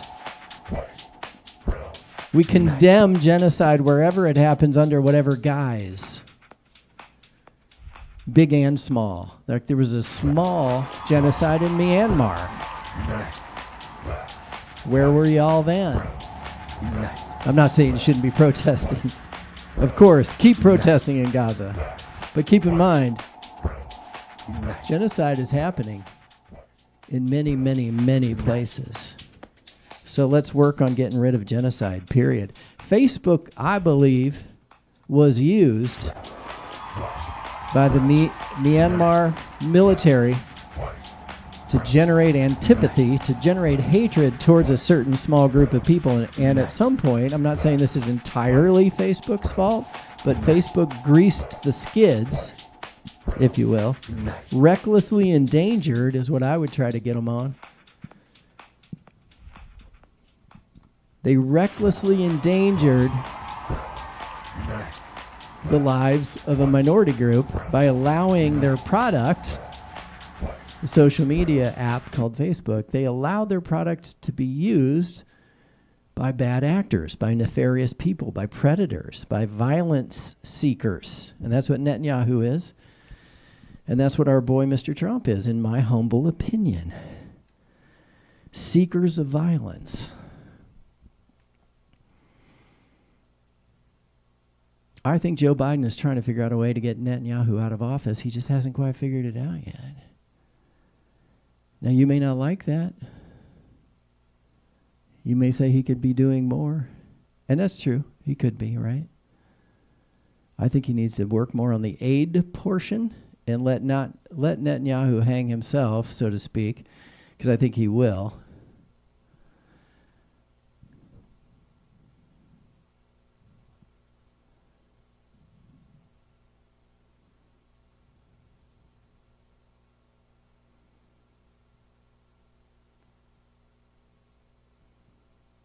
Let's empower. Can we empower the Israeli people? Can we encourage them? Can we help them? Can we get them excited? Can we empower legally empower, non-violently empower the Israeli people to get Netanyahu out of office and demand a more moderate approach to getting the hostages back? It'll probably work better. A moderate approach will work better than a violent, aggressive military approach, which has really not yielded much in the way of results. Netanyahu promised, for those of you who are just joining, he had promised the Israeli people that he would, quote unquote, keep them safe. But because of his, pardon my French, his fucked up policies, Hamas was highly motivated to do what they did. It's partly the result of Netanyahu's policies. I'm not saying Netanyahu financed Hamas or anything like that. I'm saying his failed policies, because they were too aggressive and he didn't do anything about the settlers, he inflamed the situation. And he said he'd keep people safe. And Hamas proved, horrifically, they proved that he was a liar and a failure. So he's got to go, right? That's what your brother Seamus is saying. I'm saying those protesting against genocide should help the Israelis. Help the Israelis get him out of office. I believe that's what Joe Biden wants to do mostly, but he's not allowed to say it because it would give Netanyahu political cover to get even more extreme. Joe Biden's not a magician.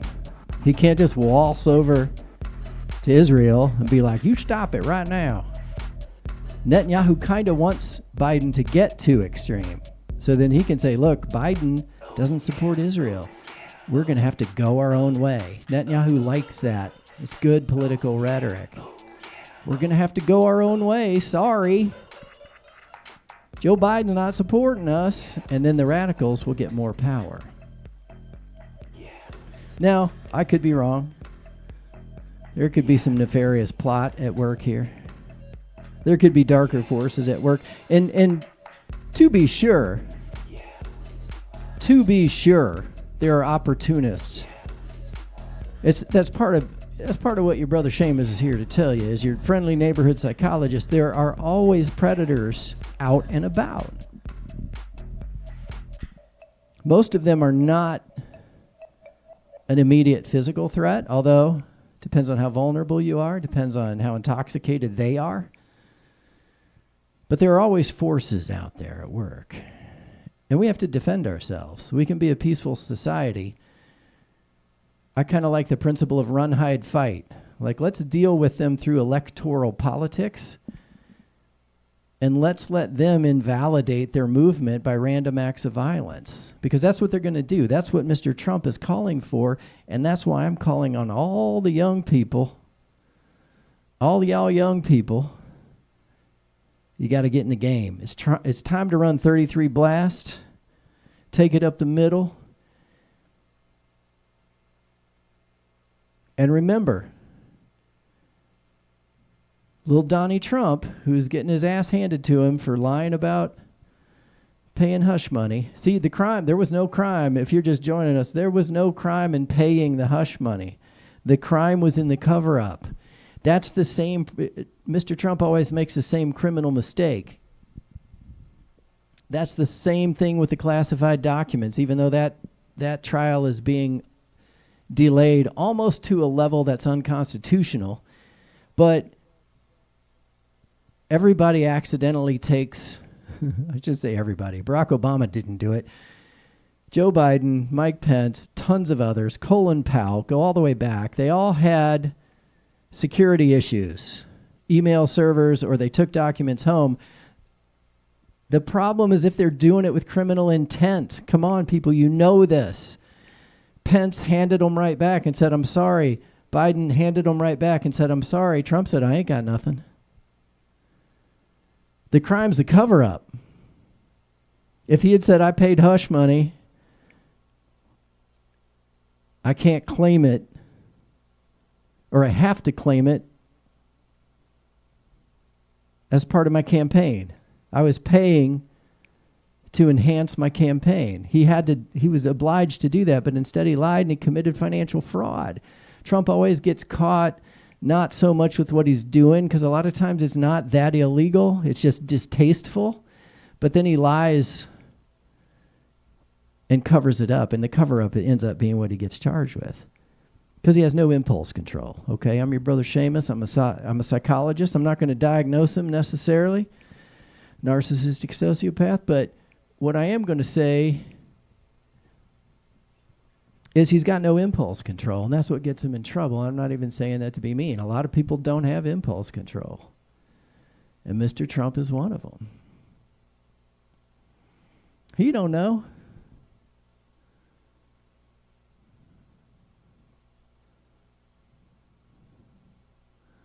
Let's get back into the oh yeahs. How about that? Okay, that's about all. That's about all I can take of my own mutterings. 2 hours and 40 minutes almost. No callers today. That's not shocking, people. Let me just explain something. I'm not shocked one bit that you didn't call in. I think being on the air at more than 2 hours, it starts to get a little grotesque. I applaud any of you that watch all the way through this. I say the same things over and over again in different ways. I try to be funny. I try to be nice. I try to be urbane. I try to kneel on the floor in front of the computer, but I'm sick of kneeling right now. If you are overcome with despair, if you're poor, if you're white, if you feel like your rights are being taken away, take heart, people. Take heart. You're not really losing anything. Helping women and people who happen to have more pigment in their skin gain equal access doesn't cost you access. You're not going to be punished. A lot of white men my age feel like they're being punished, and I think, well, that you did get punished. So did black men and women and white women. We all got punished by corporations let's say around the time of Reagan. Let's just throw it on Ronnie Reagan's lap.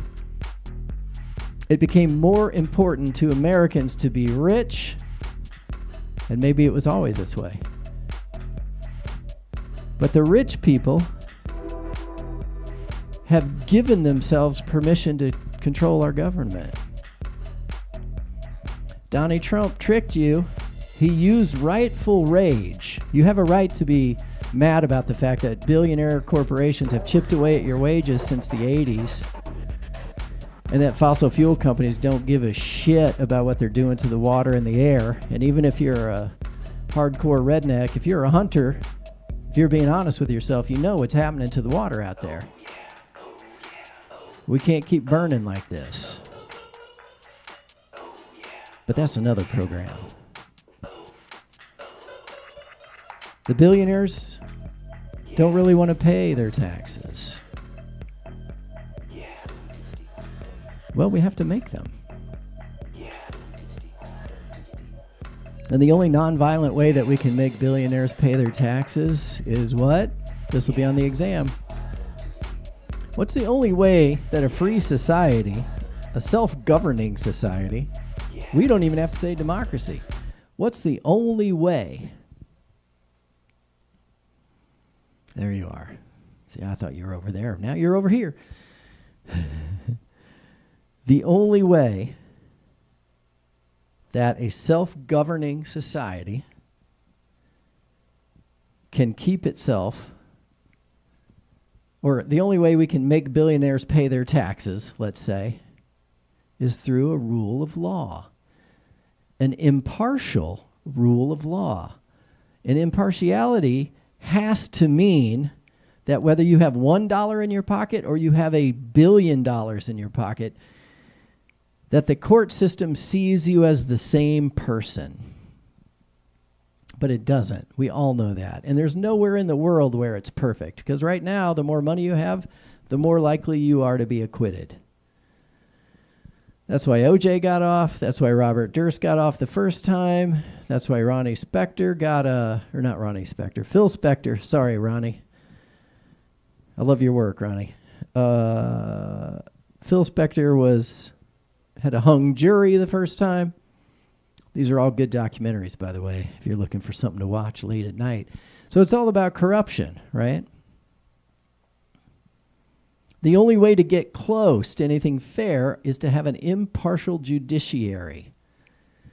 But if I mean, and sounds like a joke, but it's true.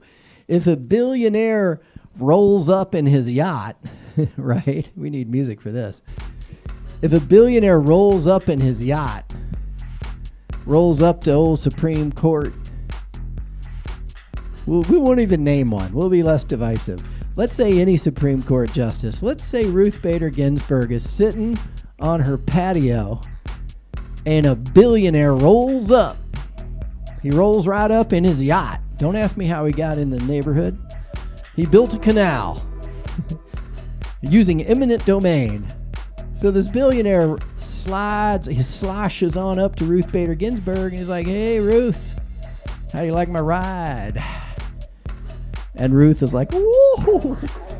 Because in this example, somehow Ruth Bader Ginsburg would be fooled by a man in a yacht. I know she wouldn't be, but let's just go with it. In the end, Ruth Bader wins, so let's feel okay about that. So the billionaire says, "Hey, Ruth, I got some issues coming before the court, you know? I'd really appreciate it if you would think about," and she would be like, no, I have to be impartial. You can't influence me. And he'd be like, "No, I understand. Have another plate of shrimp, Ruth. This is the best shrimp. Hell, screw the shrimp. Here's some lobster. This is the best lobster ever." And Ruth Bader Ginsburg is like, "Oh, well, you know, I'm a mite bit peckish today. I'm a mite bit peckish." Ruth is not British, I should point out. Was not British. She was a beautiful human, but she was not British. That's one of the only voices I can do. So Ruth says, "Oh, I am famished. Thank you so much. This crustacean is lovely. I do love crustaceans." And they're off to the races. And now, under a fair system, anybody that has personal contact of any kind, like even if my neighbor ran an oil company, and I'd be like, "God damn it, Bob's on the frickin' board of Exxon Mobil, whatever. He's polluting the air all over the world. We got all these climate cases coming our way. They're getting worse each time because the evidence keeps piling up. If I'm a Supreme Court justice and my neighbor is an Exxon Mobil, BP, fossil fuel executive, I need to either say to him, "Hey, look, don't take this personally, but I can't cavort with you. I can't hang out with you." And he'd be like, no, come over for some shrimp. We got the best shrimp in the world. And I'd be like, "I know, I heard from Ruth Bader Ginsburg. Your shrimp's amazing. But I'm trying to decide cases that involve your livelihood. We cannot hang out and talk." It's just rat shit dishonest, and we all know it. But Supreme Court justices are humans. Some of them are very, very ambitious individuals. I'm not naming names. I'm not saying they're on the right or the left. I'm saying certain people on the court are very ambitious, always have been. Certain people on the court are very dogmatic in their views on certain things, always have been. They're not necessarily open-minded people, and then people with money come along and say, hey, I can help you get on the court. And we would like a national abortion ban, if you don't mind.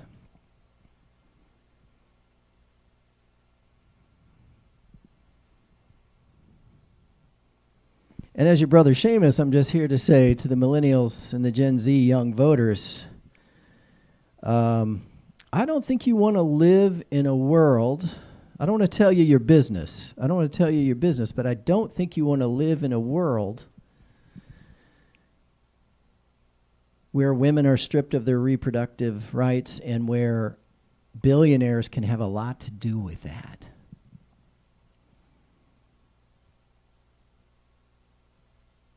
By rolling up on their yachts. Now in our story, Ruth was out at sea eating delicious crustaceans, and the billionaire said, hey, we really want to make a national abortion ban. And Ruth coughed.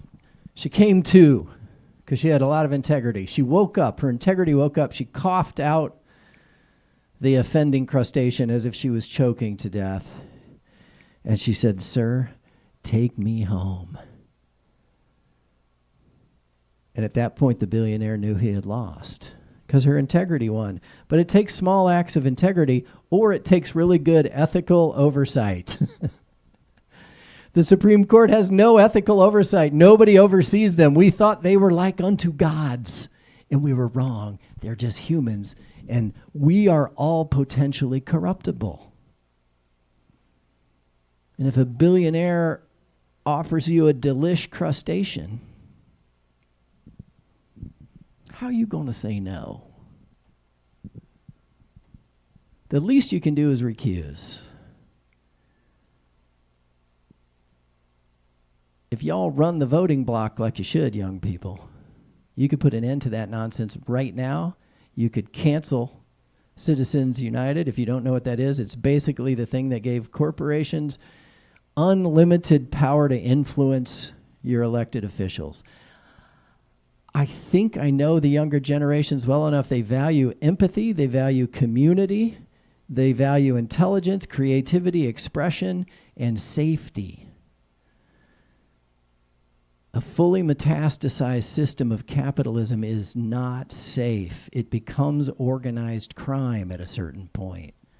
And then nobody's safe. First, women won't be safe. Then women of darker and darker complexion will be the least safe. They always are. The trans people will be the least safe. They always are. If you identify as female and you're trans and you have a lot of pigment in your skin, you'll be the target of the MAGA Nazis. I don't like to say it that way, but I think it's time we call it out for what it is, because we got to get our turnout up. People, we need you young people. We need you real bad. I'm not even joking. I'm your brother Seamus, and I'm not even joking. I mean, I joke around, of course. But if we don't turn out, people, if we don't turn out the vote, we're in for it, man. Oh, and I started to say this earlier, and I never finished because I get distracted. Never in my 30 years have I seen anything close to what I'm seeing right now. I hope it scares you. And of course, social media, if this scares you, they'll figure it out. We talked about in the last episode about don't give social media any information. Don't thumb anything up. Don't thumb it down. Don't make comments. If you see something that you like, private message only. That's one way to fight back against Facebook. Private message only. Don't give them anything about you. Especially don't click the angry face. Especially don't click the angry face on anything political. Talk to your friends. Talk to your family. Talk to your history teacher, man. The algorithms know when you're going through a difficult time. The algorithms know when your stress level is high. The algorithms know. The algorithms know. The algorithms know when you're stressed, depressed, out of money and ideas. The algorithm knows. The algorithm knows. The everybody knows. The algorithm knows. Everybody knows. The algorithm knows. Everybody knows. Everybody knows. The algorithm knows. Everybody knows that the algorithm knows. It knows.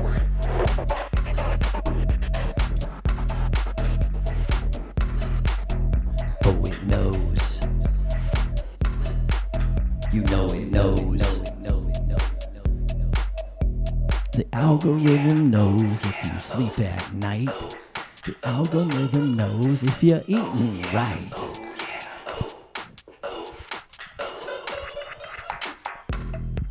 That's right. It knows. The algorithm knows.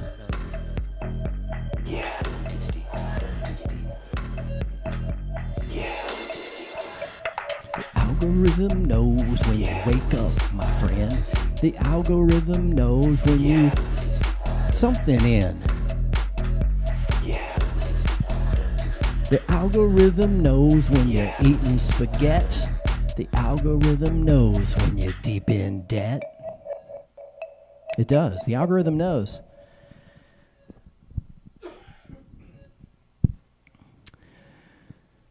And what will the algorithm do?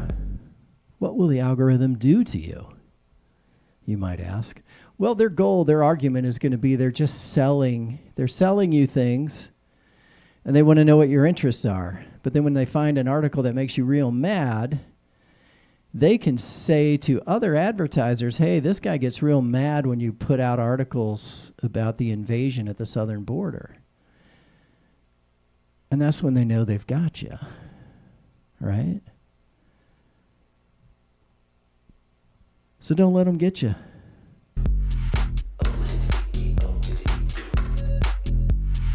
Everybody knows that you're deep in debt. Everybody knows that you're lost your pet. Oh, that's pretty good. Losing your pet. Everybody knows you lost your pet. The algorithm knows you're deep in debt. All right, I like where this is going. This is Brother Seamus Show. I've been on for too long. I've repeated myself too many times. But I would apologize, except to say this is my own show. If you don't like it, go somewhere else. If you do like it, follow us on YouTube. We're over here on the YouTubes. I will post, I will certainly post these onto Facebook. I probably should cross-post before I start my show, but you know, shit happens. Someday somebody's going to call in and it's going to be interesting, but I'm going to enjoy the moment that we have right now where nobody's calling in, and that's okay. That's okay, people.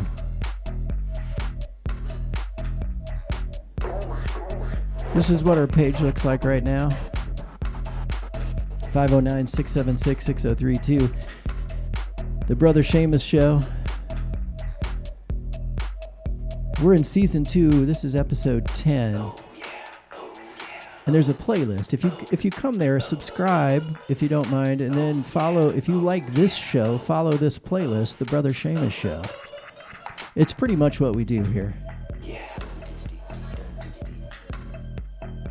It's pretty much what we do here. Have a good night, everybody.